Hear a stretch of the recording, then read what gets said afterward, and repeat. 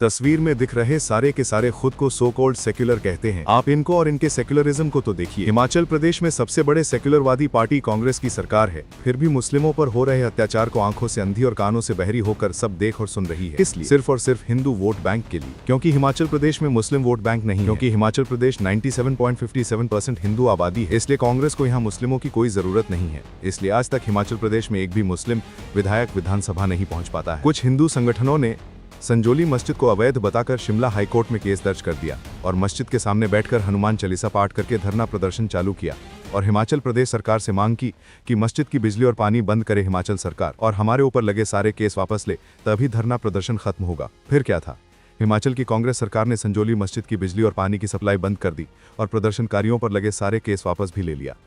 किस लिए? और सिर्फ हिंदू वोट के लिए, क्योंकि हिमाचल प्रदेश मुसलमानों की संख्या नाम के बराबर है। हिंदू वोट बैंक इनके हाथ से निकल न जाए, इसीलिए हिमाचल प्रदेश के सुखविंदर सिंह उर्फ सुक्खू की कांग्रेस सरकार ने शिमला में संजौली मस्जिद का बिजली और पानी सप्लाई बंद कर दिया और उनके ऊपर लगे सारे मुकदमे भी हटा दिया। अब मेरा सवाल कांग्रेस के उन तमाम मुस्लिम नेताओं से है कि क्या उनको शिमला की संजौली मस्जिद नहीं दिखाई देती? ऐसे तो बड़े बड़े चुनावी मंचों से मुसलमानों को हक दिलाने और उनकी आवाज बुलंद करने का दावा करते हैं। मजलिस इस बात को जान चुकी है और कई बार जनता को इनके इस दोहरे चरित्र की पोल खोल चुके हैं, मगर हम हैं कि समझने को तैयार नहीं। सही बोला जाए तो इनको सिर्फ चुनाव के समय में सिर्फ वही मुस्लिम याद आते हैं जहां ओवैसी साहब की पार्टी चुनाव लड़ती है। कहां है शायर इमरान प्रतापगढ़ी? कहां है इमरान मसूद? कहां है इरफान अंसारी? और कहां है ठगबंधन की सहयोगी बहन इकरा हसन? कहीं कोई दूर दूर तक नजर नहीं आ रहा और नहीं कोई नजर आएगा।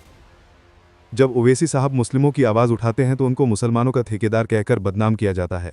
मेरे मुस्लिम भाइयों, देखो इन खुदगर्ज कहलाने वाले कांग्रेसी नेताओं को। अब वक्त है बदलाव का, पूरे भारत में IAIMM का परचम लहराने का। फिलहाल कांग्रेस के इस दोगले चेहरे को लेकर आप क्या सोचते हैं? कमेंट बॉक्स में अपनी राय देकर कांग्रेसी मुस्लिम गुलामों तक पहुंचा दीजिए, ताकि उनका मरा हुआ जमीर जाग सके, उनको उनकी औकात का पता चल सके। फिलहाल के लिए इतना ही, मिलते हैं फिर से एक और नई वीडियो के साथ। धन्यवाद।